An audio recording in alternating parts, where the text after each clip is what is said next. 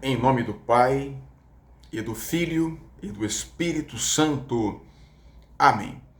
Olá, meu irmão e minha irmã. Hoje é sábado, dia 15 de fevereiro, e a igreja nos apresenta o Evangelho de São Marcos, no capítulo 8, versículos 1 ao 10.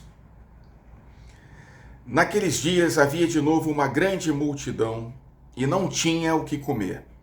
Jesus chamou os discípulos e disse: Tenho compaixão desta multidão, porque já faz 3 dias que está comigo e não tem nada para comer.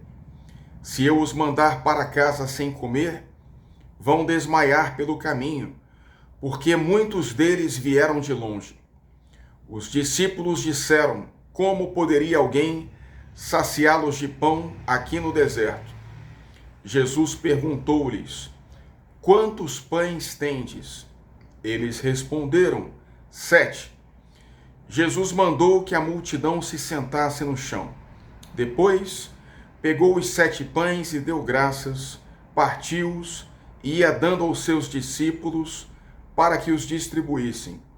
E eles os distribuíam ao povo. Tinham também alguns peixinhos.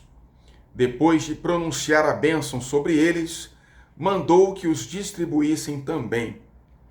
Comeram e ficaram satisfeitos, e recolheram 7 cestos com os pedaços que sobraram. Eram 4.000 mais ou menos, e Jesus os despediu. Subindo logo na barca com seus discípulos, Jesus foi para a região de Dalmanuta. Palavra da salvação. Glória a vós, Senhor. Meu irmão e minha irmã, este é o segundo relato da multiplicação dos pães. Na primeira multiplicação, Jesus se compadece das pessoas porque eram como ovelhas sem pastor. E agora ele sente compaixão porque não tem o que comer.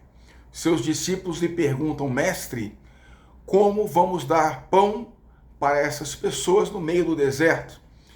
Sem se perceber que Jesus Cristo é o próprio pão da vida, que veio para se dar em alimento, em salvação da humanidade. Eu sou o pão da vida, Jesus nos diz.